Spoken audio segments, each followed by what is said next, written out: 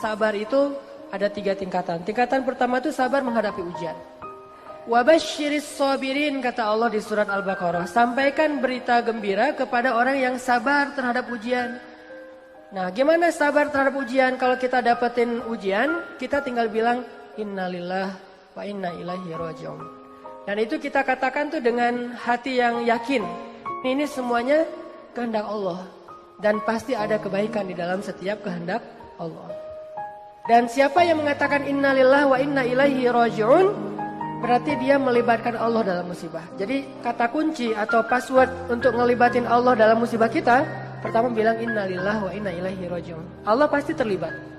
Jadi kalau kita pengen libatin Allah dalam musibah kita, pertama pakai passwordnya dulu. Langsung Allah tawarkan banyak jalan keluar dalam musibah kita. Karena kita hanya perlu mengatakan innalillah wa inna ilaihi raji'un. Sabar level 2. Sabar level 2 itu adalah sabar dalam meninggalkan dosa. Ternyata ninggalin dosa juga butuh sabar. Sabar untuk nggak ngelakuin dosa, walaupun mungkin dosa itu udah biasalah, orang lain juga ngelakuin yang kayak gitu. Sabar untuk nggak kepoin Instagram orang misalnya, atau Instagram mantan misalnya ya. Karena kalau kita kepoin nggak bakalan sabar. Sabar untuk menjaga pandangan mata.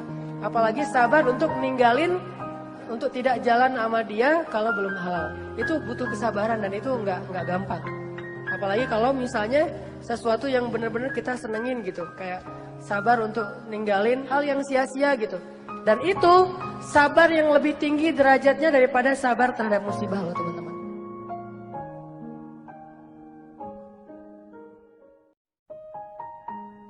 Sabar level 3 itu adalah sabar dalam beribadah.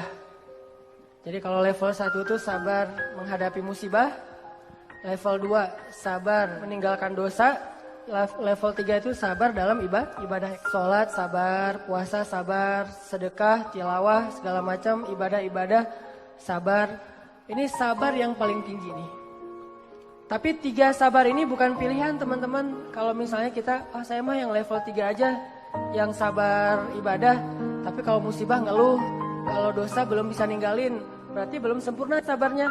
Baru disebut orang yang sabirin, kalau dia bisa sabar dengan 3-tiganya.